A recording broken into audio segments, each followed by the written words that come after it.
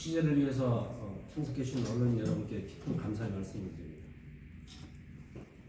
오늘 기자회견 내용은 어저께 국민의힘 도지사 경선 후보 결정과 관련돼서 제가 도저히 납득할 수 없다고 판단한 사항에 대해서 오늘 말씀드리겠습니다.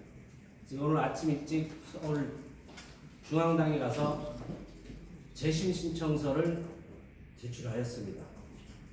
그 재심 신청서의 재심 사유서에 들어가는 주 내용이 첫 번째, 이번 경선 후보 결정에서 당의 정체성 및 활동 기간에 대한 판단이 미흡한 결정이었다. 두 번째, 여론조사 지지도를 가지고 경선 후보를 확정한 부분이 중앙당에서 한 것이 잘못됐다. 그리고 세 번째, 지금 국민의힘 예비후보 7명 중 지금 현재까지 보면은 선거 준비를 제대로 하는 후보가 저 빼고는 없습니다. 그래서 기존의 어떤 인지도라든가 이런 것이 중요한 게 아니고 본선 선거 준비를 제대로 할 수 있는 후보가 돼야 되는데 그렇지 않은 후보가 결정됐다는 게 다음에 예비 후보자로서 선거운동이 저는 다른 타 후보에 비해서 많은 활동을 했다. 참고로 얘기하면은 4월 6일 날 제가 세 번째 문자 메시지를 보냈는데 제가 이제까지 착초하고 모아둔 약 한 30만 명 정도의 데이터베이스를 통해서 문자 메시지를 발송하였습니다. 아마 다른 후보들은 잘해야 한 3만에서 5만 정도가 나왔을 겁니다. 그만큼 제가 오랫동안 준비를 했는데 그렇지 않고 저를 배제시킨 공간의 결정은 제가 도저히 납득할 수 없어서 오늘 아침 재심 신청을 했고요. 그 다음에 어저께 공천관리위원회 김행 대변인이 말도 안 되는 발언을 함으로써 예비후 7명 중에 컷오프된 4명의 명의를 상당히 실추시켰습니다. 그 내용이 뭐냐면 어저께 KBS 인터뷰에서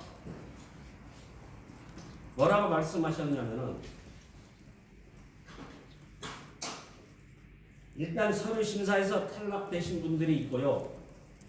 그분들을 제외하고 한 여론조사에서 이번에 경선 후보로 추천되신 분들이 월등히 높은 지지율을 보였기 때문에 저희가 본선 경쟁력이 있다고 판단해서 이 워딩을 정확하게 얘기했고 이거는 KBS에서 얘기한 것이고 MBC에서 뭐라 그랬냐면은 정치적 고려를 전혀 하지 않고 본선 경쟁력에 따라서 경선 후보를 결정했다 이겁니다.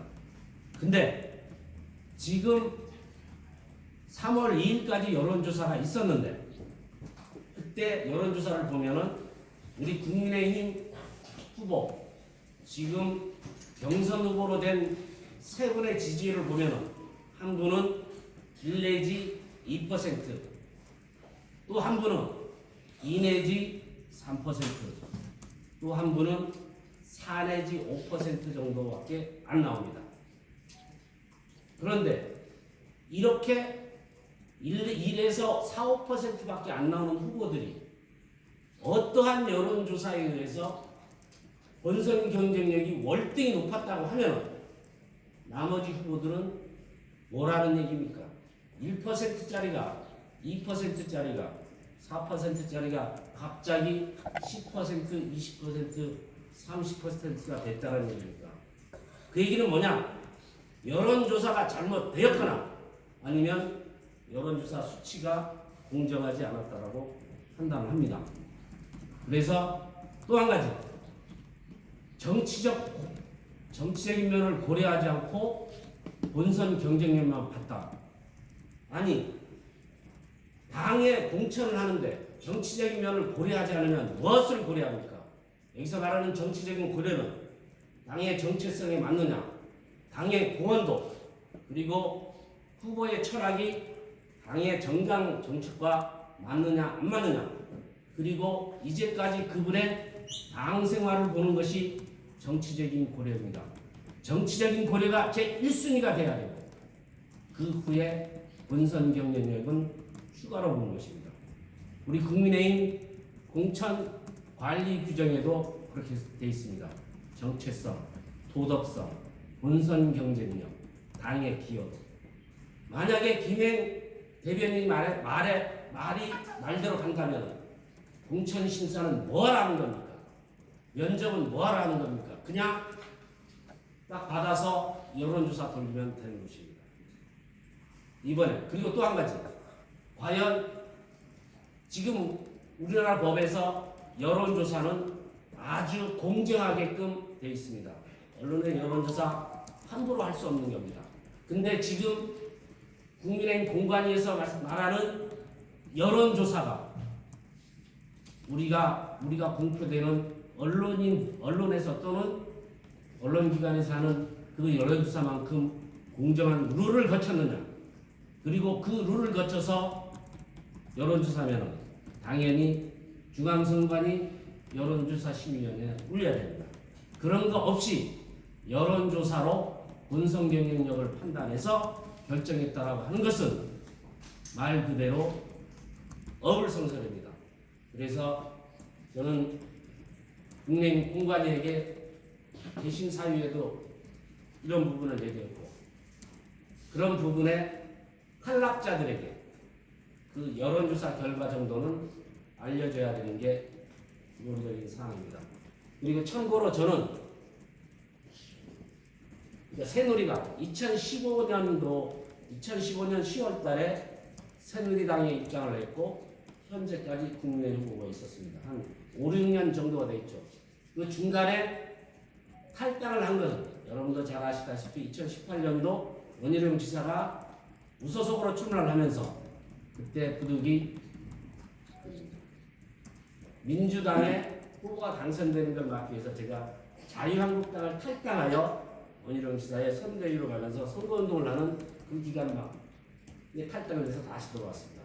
그러나 이번에 경선 후보에 선정된 3인은 공교롭게도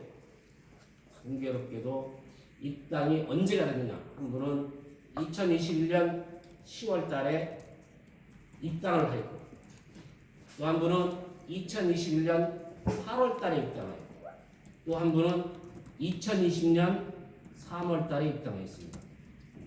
이분들이 입당할 때 왜 입당했느냐? 간단합니다. 선거에 맞춰서 공천을 받기 위해서 입당했습니다. 저는 2015년 10월 달 새누리당에 입당을 해서 현재까지 박근혜 탄핵 때 새누리당을 지켰고 그 어려운 시기에 자유한국당 홍준표 후보의 당선을 위해서 뛰었고 원희룡 도지사 당선을 위해서 열심히 했고 그 다음에 2020년 20대 총선에 무소속 출마를 포기하여 미래통합당에 입당하여 장성철 후보 선대위원장을 맡아서 선거운동을 했습니다. 도대체 우리 당의 중요한 광역자치단체장 도지사 후보를 이렇게 당에 오랫동안 헌신하고 기여하고 당에 묵묵히 기대했던 이 후보를 경선조차 참가하지 않고 참가를 못하게 하고 개인적인 어떤 이목적으로 당을 이용하기 위해서 들어온 3인에게만 경선 기회를 준다라는 것은 저는 도저히 용납할 수가 없습니다. 만약에 이러한 공천 과정이 이루어진다면 제주도에서 지금 자유한국당, 지금 현재 국민의힘, 그 전에 새누리당, 이게 보면은 3개 지역구에서 4번, 서귀포는 5번입니다. 16년에서 20년 동안 국회의원 선거 전패한 이유가 중앙당이 제주도 현실을 파악하지 않은 무리하고 잘못되고 사천에 가득한 공천을 인한 것이라는 것은 제주도민이 잘 알고 있습니다. 저는 사유에서도 밝혔듯이 이번 공천이, 이번 경선이 저를 제외하고 경선이 이루어진다면 아마 당원들의 지지, 도민들의 지지를 받기는 힘들다고 저는 보고 있습니다. 또 한 가지, 지금 우리 당에 다자구도 여론조사 나오는데 1에서 5% 정도 나오는데 민주당의 후보는 지금 보면은 문대림, 오영훈, 그전에는 위성권, 그 외에 더 들어가면 송재호건, 이렇게 가면 약 세 분은 10에서 15%, 송재호는 약 5 내지 7% 정도가 나옵니다. 이런 민주당의 높은 지지율을 가진 후보를 1에서 3, 4%인 후보를 가지고 이기겠다. 이거는 단순히 대통령 선거에서 이긴 여당빨로 이긴다고 생각을 하는 모양입니다. 그러나 그렇게 녹록하지 않습니다. 이번 대통령 선거에서 윤석열 후보가 이재명 후보에게 제주에서는 10%가 졌습니다. 그래서 저는 국민의힘 공관위에게 다시 한번 요청합니다.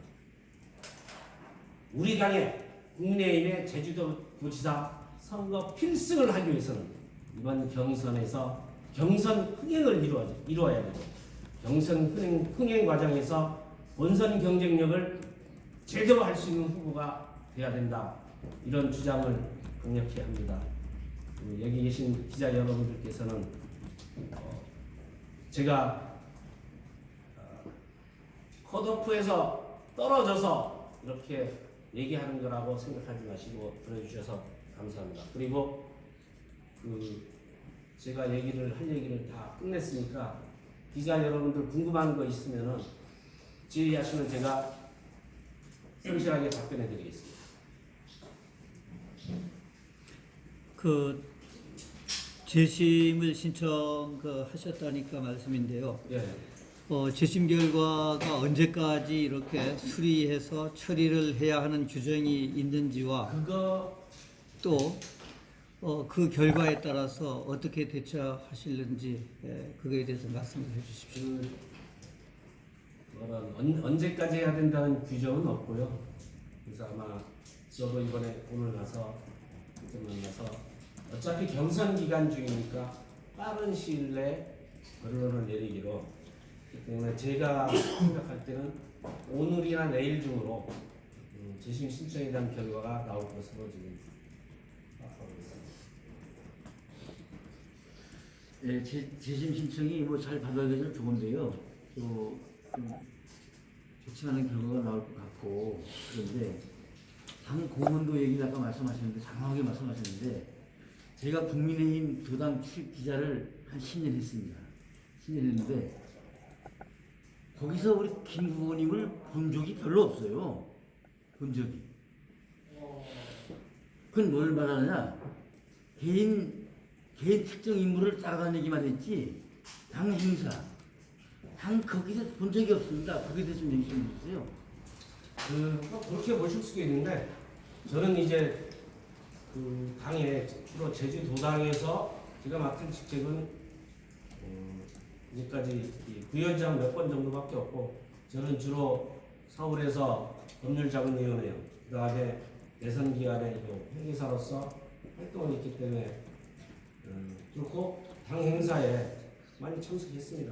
그리고 자유한국당 정치대학원 19기도 이제 가면서 했고, 그렇게 보실 수도 있지만 저는 당원으로서 당의 발전에 충분히 역할을 했다고 봅니다. 그리고 아까 혹시 재심 신청 모든 거는 이제 저는 가정을 근거로 해서 말씀을 드리지는 않습니다만, 저는 당연히 재심 신청이 받아들일 것으로 저는 판단하고 있고, 만약에 받아들이지 않아서 현재대로 간다면은 저는 제가 취할 수 있는 모든 조치들을 다 취하겠습니다. 탈당합니까? 그때 됩니다. 모든 조치에는 탈당도 포함되는 거죠.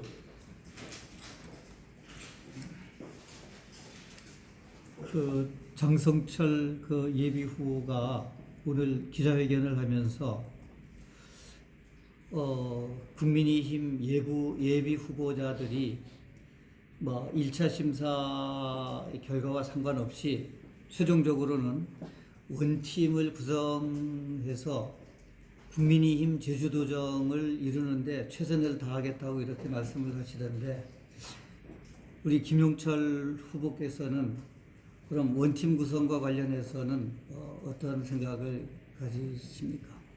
그 원팀 했을 때 당원으로서 당연히 원팀 구성이 돼야 되는 것이고, 근데 선거 기간에 닥쳐서 후보자가 원팀 그런데 이거는 선거를 같이 하자는 거. 또 만약에 아까 저는 정확한 워딩을 못 봤지만은 그 제주 도정 운영과 관련해서 원팀이 된다라는 거는 어차피 도정은 공적인 일이기 때문에 그 후보자들끼리 어떤 도정에 같이 참여하는 경우는 정책이라든가 같이 철학이 맞는 경우에 되는 것이고, 그러니까 선거 기간의 원팀은 정치인들이 흔히 얘기하는 당연한 말이고 그게 그렇게 해야 된다고 보고 저도 당원으로서 의무를 다할 예정입니다.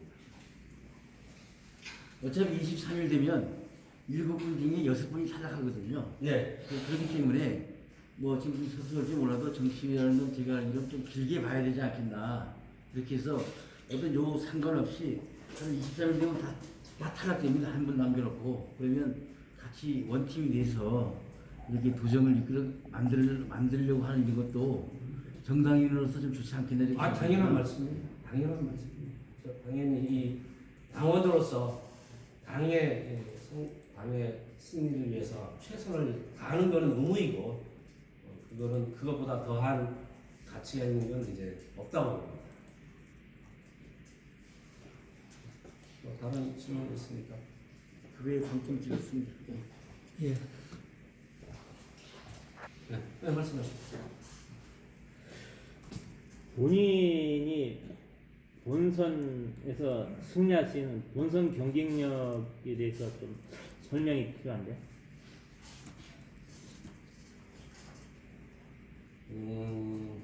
제가 생각하는 이제 제주도 선거에서 이기는 경우, 특히 도지사라든가 이렇게 보면은 원희룡 지사 같은 경우는 아주 특별한 경우, 쉽게 말해서 전국적으로 상당한 인지도를 갖고 또 대권에 대한 기대를 한 몸에 얻어서 이런 경우고, 나머지 대부분의 경우에는 개인이 이 지역사회에서 오랫동안 활동하고, 그러면서 흔히 얘기하는 인적 네트워크를 상당히 확보한 후보만이 이 본선 경쟁력이 있다라고 저는 보고 있습니다. 또한 이제 그런 면이고, 저는 그런 면에서 보면은 93년부터 제주도에서 회계 사무실을 계속 운영했고 단 하루도 뛰어넘어서 간 적이 없습니다. 저희가 회계 사무실을 가면 지금 현재도 그렇지만 우리 거래처가 1년에 거래처가 한 200개 내지 300개 정도 됩니다. 매년. 그 다음에 1년에 제가 이렇게 해보니까 단순하게 세무 상담을 하는 경우만 한 1000에서 1500명 정도 되는 것 같아요. 그래서 그렇게 일적사항, 그리고 여기 있으면 뭐 여러분도 잘 아시다시피 중심의 향후에 뭐 이런 개인적인 이런 친목, 이런 개인적인 네트워크가 있기 때문에 그걸 바탕으로 하고, 또 하나는 제가 회계사이고 경제 실무를 다른 후보들보다 일찍 많이 접했기 때문에, 또한 요즘 가장 이슈가 되는 게 경제 문제이기 때문에 경제 문제를 잘 해결할 수 있는 기본적인 이 준비가 돼 있다라는 것만 정확하게 어필하면은 민주당 후보를 쉽게 이길 자신이 있습니다. 그 다음 총선이나 4년 후 지방선거에도 출마할 생각이 있으십니까? 지금 현재는 지금 현재만도 급합니다. 왜냐면 이번 탈락 요인 중에 하나가 3번 선거에 출마한 경우 배제 원칙에 해당되지 않나요? 그 3번 출마 배제는요, 그 본선 출마를 얘기하는 거고요. 그런 거 기준을 따지면 아마 장성철 후보가 3번에 간당간당 걸리는 케이스고, 저는 아직 이제 그 본선에 안 갔기 때문에 그 출마 횟수에는 안 들어가는 겁니다. 그 종친회 말씀하셨는데 종친회 지금 가처분 신청부터 재판이 여러 번 걸리는데 그건 왜 그렇게 된 거고 어떻게 돼야 됩니까? 그거는 뭐예요? 우리 종친이니까 제가 여기서 말씀드릴 건 아니고요. 맞시죠? 예, 뭐 더 있으면 또 질문 있습니까? 없으면 이걸로 마치겠습니다.